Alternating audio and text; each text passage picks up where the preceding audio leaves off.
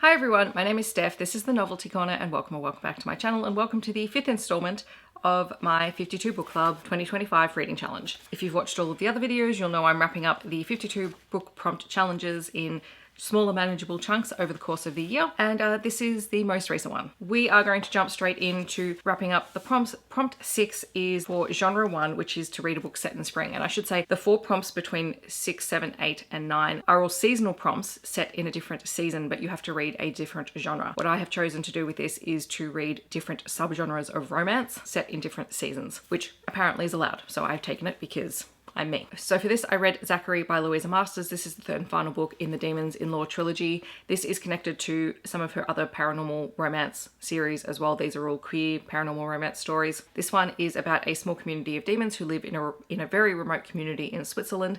It is set during spring because the winter snow is beginning to thaw, and they're talking about how they're going to progress with building works now that winter has ended. The romance in this one is between Micah, who is a demon who lives in the town, and a dragon named Ronan, who has come to town to catalogue a collection of artifacts collected by a dragon and left in a hoard that has just been opened after thousands of years. The two of them don't get along at the start. There is very much a hate to love kind of dynamic in this one, but both of them are absolutely precious sweethearts who are just dealing with a lot in life at the moment. There's a lot of backstory. I do talk more about this book in my Love in the Night reading vlog, so I would suggest go check that out because I talk about it in more depth. The two start up the most beautiful, sweet friendship that then begins to evolve into a relationship as both of them are trying to do things to make the other person happy and to protect them, and it's just delightful and wonderful. And if you are a fan of Eden Finley and Saxon James's writing style, kind of idiots to lovers, you're going to enjoy any of Louisa Master's paranormal romances because they're kind of idiots to lovers, but they're demons and dragons and whatnot.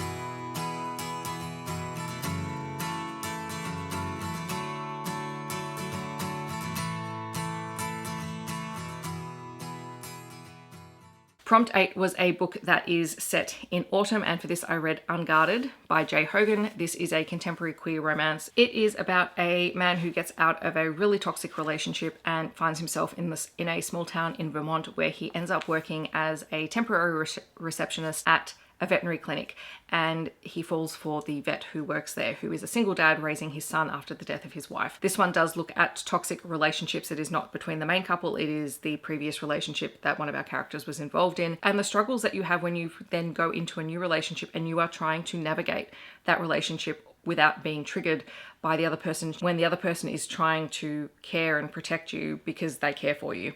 So I found that dynamic really interesting.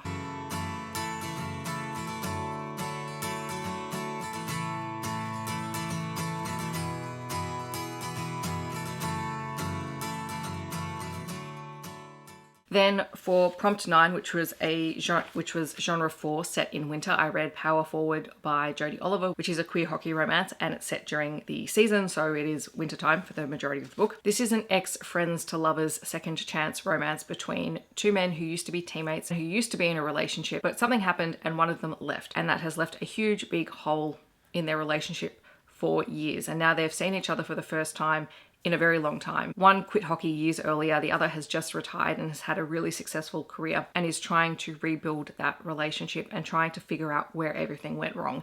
This one is rather hard-hitting and angsty and involves a lot. It does have quite a bit of mental health rep. One of the characters does deal with depression and anxiety and is actively in therapy throughout the book, and it was really nice to come back to this world because I've quite enjoyed Jodi Oliver's hockey romances.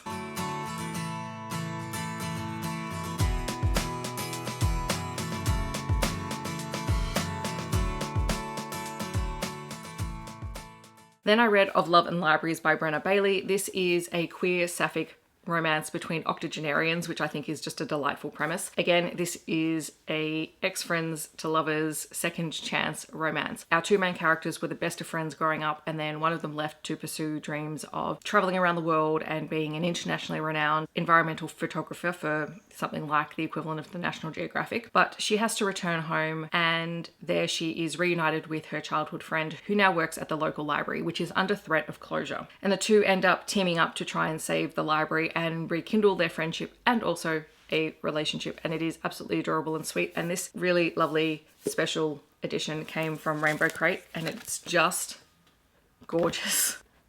It's so pretty. I didn't actually get the box for this book. I got it for Upside Down by N.L. Walker, but this book came in it and I had the most wonderful time reading it. It's really lovely.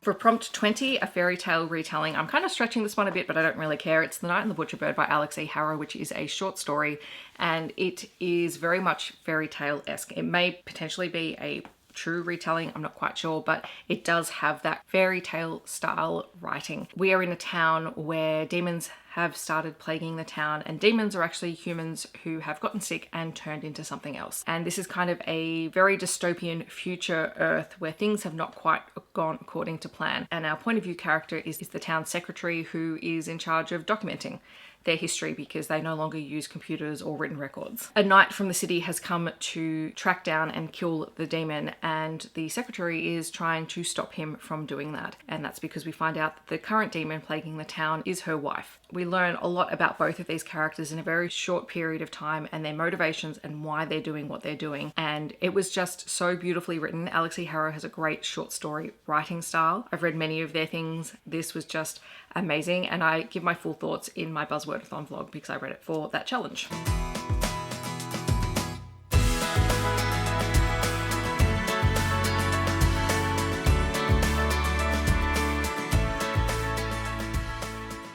For prompt 24, which was to read a book where the title is a spoiler, I read Blood Moon Bride by Demet Divaroren. The main character is a Blood Moon Bride, so that is a spoiler for the book. This is a young adult fantasy story, and it is about Greer, who is a hunter, but her father has died and she's just about to turn 16, and the ruler of her kingdom has just decreed that any girl who is 15 years old is to be part of the Blood Moon Bride ceremony, which is where all of the young women are taken and paraded in front of a group of men and then bid on to become wives. And if you don't think that this book has a very strong social commentary, I don't know what you have taken away from what I've just said. Greer comes from a line of people who have magic, but that magic is outlawed, and her people have been hunted. And so when she stands up and protests against her husband, she is sent away to the nest, and there she is to be rehabilitated before being sent back to her husband. And obviously this is about rising up. It is very much about the impact of genocide and sexism and patriarchal rule over women. It deals with a lot of heavy topics, but it is a really, really great Australian young adult story.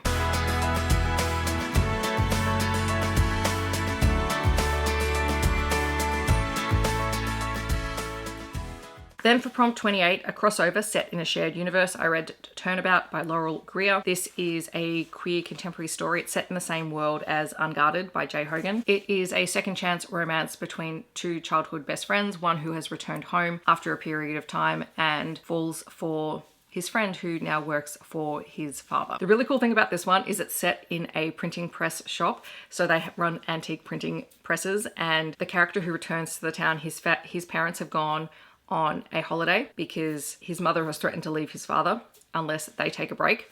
And so he's forced to come back and help take care of the shop alongside his former friend who runs the printing presses, and they just have all of these arguments over stationery and what is considered unique and handmade, and it's really fun. I actually really enjoyed this one. I've not quite seen one about a stationery shop before.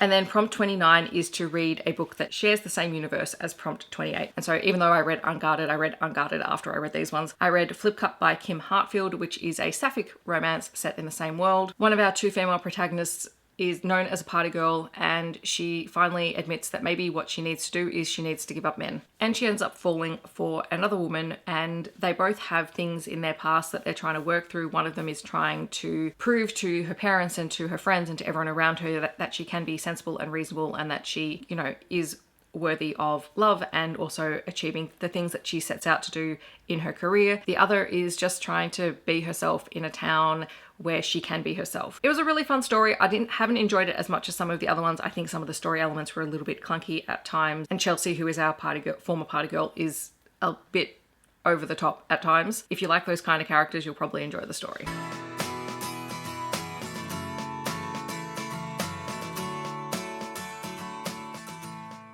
And then the final book that I'm going to talk about in this wrap up is for prompt 48, related to the word puzzle. And for this, I'm going with Murder by Memory because murder is a bit of a puzzle when you're trying to solve it. And this is by Olivia Waite. It is a queer sci-fi cozy mystery story. Our main character is a ship's investigator who wakes up in a body that is not her own at the start of this book. It's only about 100 pages long. She is informed by the ship, which is kind of an artificially intelligent, sentient ship, that a murder has occurred and the ship wasn't able to put her back into her body. It has put her into the closest body available. And from there, Dorothy, who is our main character, has to solve this murder and what has happened on the ship, because this ship is a luxury passenger liner that stores the memories of people. So people live their lives and then when they die, they can download their memories and they can be put back into a new body. So you have almost a sense of immortality, or you can choose to be shelved for a certain period of time until you're ready to return to the land of the living. It is a really fascinating concept. I loved it. I loved all the little twists and turns, and I can't wait for the second book.